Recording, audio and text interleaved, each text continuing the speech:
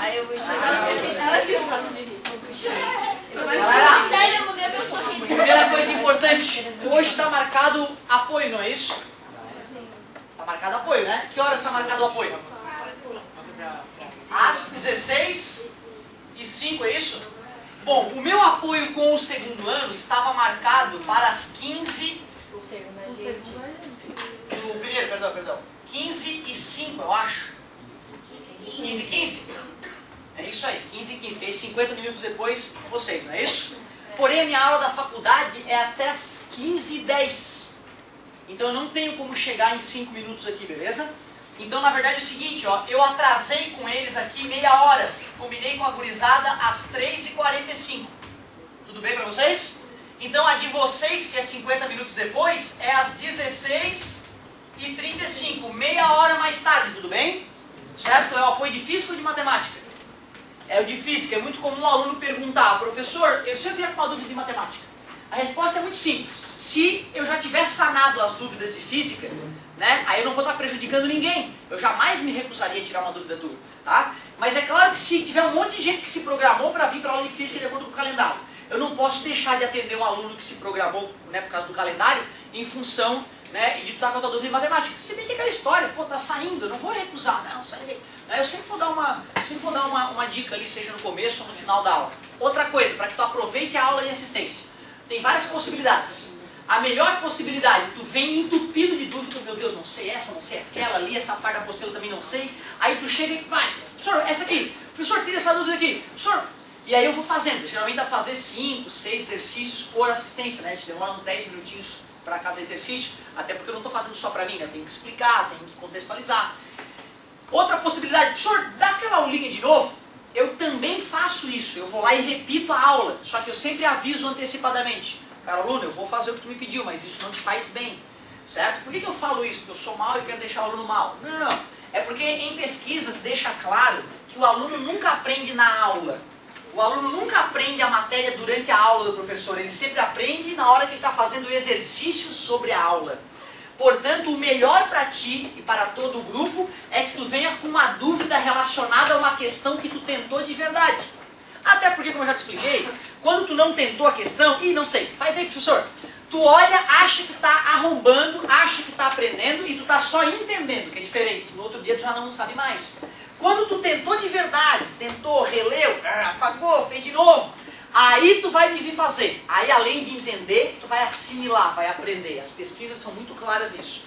Então venha para o lado da luz. A assistência não é mais nesse horário, é às 4h35 em função da facul do professor. E o ideal é que tu venha cheio de dúvidas. Se tu vier cheio de dúvidas, vai ser o bicho. Outra coisa que vale a pena lembrar, na história das nossas assistências aqui do Santa Catarina, vem para assistência os ninja. Os caras que são bons, os caras que estão 9, 10, sedentos por conhecimento, eles vêm para assistência. E é óbvio que eu fico orgulhoso e quero que continue sendo assim. Porém, quem mais deveria vir na assistência é quem está tirando nota baixa, quem não está compreendendo, quem tem um passado negro na física ou na matemática, que a gente pode trazer luz para a vida dessa pessoa. Beleza? Então tem que pensar, ponderar isso, tá? Mas todos estão convidados a aparecerem aí. Agora sim, fala, meu querido. Eu posso vir com eu desses treinados, só que eu acho que aquilo ali não é suficiente, então pode passar um exercício outro. Pode pedir para eu passar mais exercícios, certo? Tu pode fazer por conta própria um exercício que tu gostou da apostila. Tu pode pegar, pô, quero fazer UFSC, professor, vou ser médico na UFSC. Tu pode ir lá na UFSC, baixar as provas da UFSC, ir fazendo e ir vindo na assistência. O senhor resolve essa agora? O senhor resolve essa. A maioria das pessoas não vai aceitar isso. Porque o cara tem que se preparar para fazer as questões da UFSC, às vezes são questões mais elaboradas. Como eu estou acostumado com as questões da UFSC, pode trazer as provas da UFSC, que a gente vem fazendo as provas. Prova do ITA, baixa a prova do ITA, tenta, certo? Traz pra gente que a gente vai resolvendo, beleza? Vai ser um grande prazer. Fala, meu amor. Assim, como eu fiquei com semana passada, o vídeo que tu fez com você já está no site, daí eu posso ver. O de terça sim, sim. O de terça já, o de ontem é que não. Ontem eu cheguei 11 e pouco em casa e tinha que responder umas perguntas no site onde eu trabalho e eu fui dormir meia-noite e pouco e não consegui botar os vídeos de ontem. Sabe que deve estar entrando hoje à tarde, beleza? Mas pode sim. Não tem problema você ver a pergunta. Nenhuma. E mesmo que tu peça assim, ó, professor, dá aquela aula de corpo extenso de novo, eu dou, entendeu? Independente do aluno ter faltado ou não faltado, eu dou a aula de novo. Eu só dei essa dica, galera, porque via de regra é mais útil para ti de repente assistir um videozinho e vir fazer exercício com a gente do que assistir a aula de novo. Mas não é problema, eu vou dar aula, pô. Até porque, né, gente, eu vou repetir esses conteúdos, se Deus me permitir, né, e ele existir, até eu ficar velhinho. Eu quero poder estar aqui no ensino médio, se for possível. Claro que eu pretendo também ir para a faculdade, depois dar aula em faculdade, que a gente é melhor remunerado. Isso no Brasil, tá? Porque no resto do mundo é diferente. No resto do mundo, quem ganha bem é o cara que dá aula para a gurizada pequena e para o médio. E o cara que dá para a faculdade, qualquer um dá aula para a faculdade. Tem que falar com adulto. Adulto pode ser qualquer um. Agora, para falar com adolescente, para falar com criança, o cara tem que ser mestre, doutor, isso no resto do mundo. Aqui no Brasil é diferente. Um qualquer vai lá e dá aula para ensino médio e fundamental, que é difícil, e a parte fácil, que é na faculdade, né, que é para falar com adulto, que não precisa ter nenhuma delicadeza, você pode chegar lá e dar a tua aula normal, aí pode ser um qualquer. E aqui no Brasil é diferente, doutor dá aula na faculdade, né, e os caras que são só curso superior aí dão aula no ensino médio e fundamental. Isso vai mudar um dia no nosso país, mas por enquanto é assim. Não dá para acreditar, né, cara, um professor de fundamental na Europa ganha mais que um professor universitário. Que viagem, né, cara? Certo? E ganha bem, né, cara? E ganha bem. Galerinha, olha só, nós vamos chegar lá, estamos estudando para isso. Página 28, então, eu vou ter que ler aquela parte ali da página 28 para poder fazer a questão 7. O texto da tabela a seguir refere-se às próximas atividades, consulte-os sempre que necessário. Ainda sobre o tema afunda ou flutua, é bom saber que objetos maciços feitos por apenas um material têm a mesma densidade deste material. Faz sentido, né? Se o corpo é feito de aço e ele é maciço, ele tem a densidade do aço. Se o corpo é feito de cocô de vaca e ele é maciço, então ele tem a mesma densidade do cocô da vaca. Concorda comigo? Se o corpo é feito de ouro e ele é oco, ele tem a mesma densidade do ouro. Não, absurdo, porque se ele é oco, tem ar dentro dele. Então ele não é só de ouro. Né? Lógico essa colocação. Tu vê, cara, como uma frase idiota de uma questão pode te fazer raciocinar. Por exemplo, a densidade do ferro é de aproximadamente 7,6 gramas por centímetro cúbico. Assim, se objetos maciços forem fabricados apenas com essa substância, eles também terão densidades de 7,6 gramas por centímetro cúbico. E se for oco, sua densidade será menor que a do material do que é feito. Nunca a densidade de um corpo poderá ser maior que a do material que o constitui. E quando determinado objeto for constituído por mais de um material, sua densidade deve ser medida de forma a considerar as proporções de cada um deles. Deixa eu ver se eu entendi. Eu boto numa liga metálica um pouquinho de chumbo e um pouquinho de aço, de ferro, beleza? A densidade dessa mistura de chumbo e ferro tem que ser entre a do chumbo e a do ferro. Não pode dar menos denso que o ferro ou mais denso que o chumbo. Tem que ser intermediário, né? Se for 50% de um e 50% de outro, a densidade vai ser bem a do meio. Concorda comigo? Se eu boto 90% de chumbo e 10% do outro material, a densidade vai ser mais próxima da do... Tudo bem para vocês? É o que ele está dizendo? Pô, tu vê um enunciado que me faz pensar. Isso é muito bonito. Beleza. A tabela abaixo apresenta a massa específica de alguns materiais. Ó, é engraçado, ele não chamou de densidade. Ele chamou de massa específica. Lembra? Na aula eu deixei claro, densidade é geral, serve para qualquer coisa. Massa específica é para substâncias, é para um determinado tipo de material. Legal. Ou o óleo. Ah, entendi porque que o óleo flutua na água. Desses aqui, qual é o mais denso? Ouro. Caramba, o ouro é 19,6 vezes mais denso que a água. 1 litro de água tem que massa? 1 quilo. 1 litro é 1 quilo. E 1 litro de ouro? 19,6 quilogramas. Pô, peraí. Um potinho assim, cheio de ouro, pesa quase 20 quilos, cara.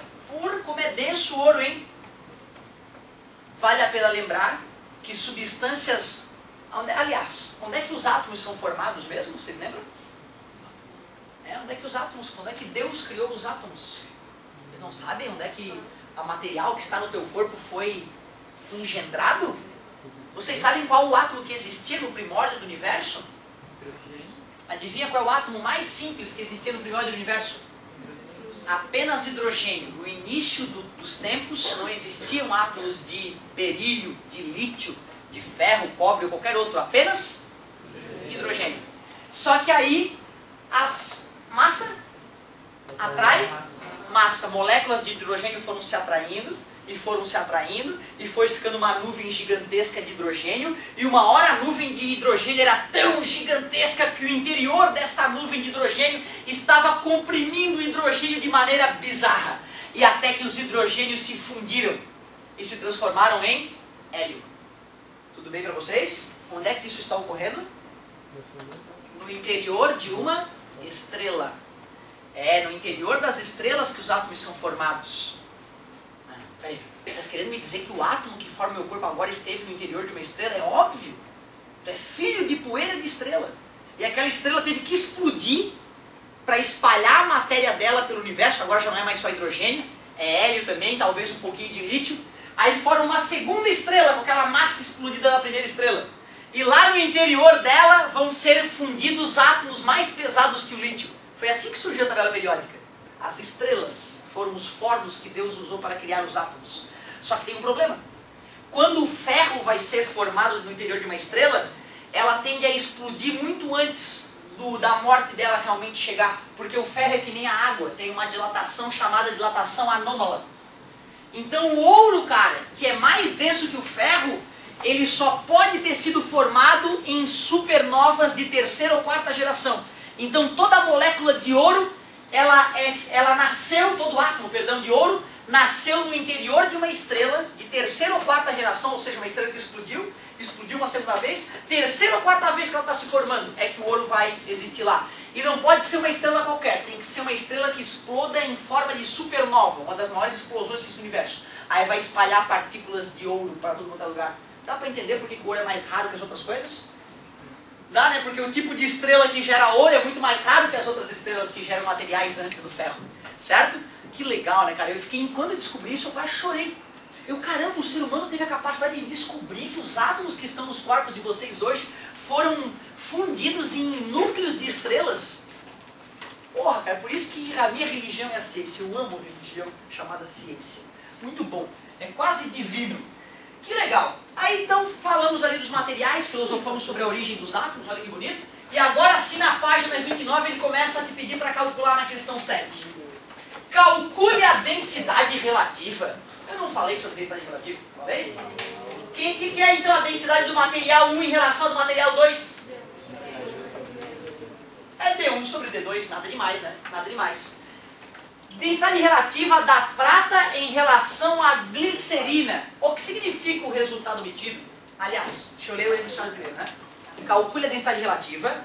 Lembrando que quando não se fala em relação a que substância, subentende-se que é em relação a água. Claro, a densidade da água é 1 grama por centímetro cúbico, né? Então tu dividir por 1 é a mesma coisa que não fazer nada, né? Então vamos lá, letra A.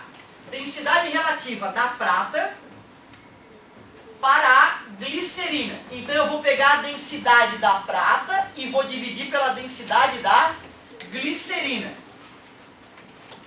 De glicerina, lógico. Densidade da prata, vamos ver. 10,5. Ó, a prata é relativamente densa também, hein? E da glicerina? 1,2. Muito obrigado. Igual às casas? É isso aí. Então vai ficar 105 dividido por 16 vai 1, 8 mais 1, 9. Pega emprestado, sobra 9. Vírgula, né? Para poder baixar o zero.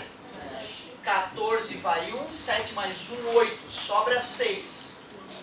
Abaixo zero, 5. Então a densidade relativa dá 8,75.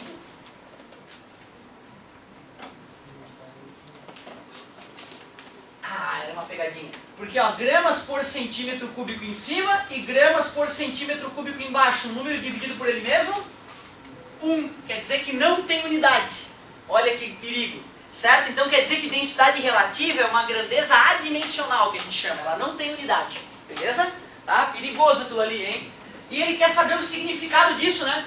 O significado disso é que a densidade da é 8,75 vezes maior que a densidade da glicerina. Nada demais. Significa que a densidade da prata é 8,75 0,75 vezes maior que a densidade da glicerina. Beleza? Nada demais, né, pessoal? Depois, letra B, a densidade relativa do cobre. Ih, ele esqueceu de colocar em relação a quê? Ah, tá certo, o enunciado falava. Densidade do cobre em relação à água. Pega a densidade do cobre, divide pela da água. Densidade do cobre. 8,9?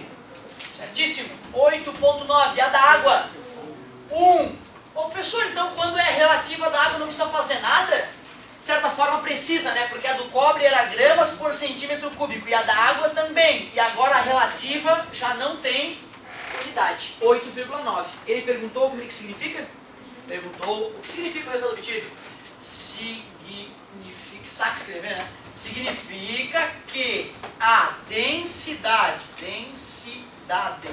do cobre é 8,9 vezes maior que a da, né? Concordância pela segunda vez, da água. Show de bola! Muito bem, eu lembro do sofrimento que era para mim escrever poucas linhas até certa idade. Letra A, letra B. Agora essa aqui é para arrancar o couro do cara. Vamos ver, letra C. Densidade relativa do ouro. De novo em relação à água. Densidade do ouro em relação à água. Vamos pegar a densidade do ouro e dividir pela da água.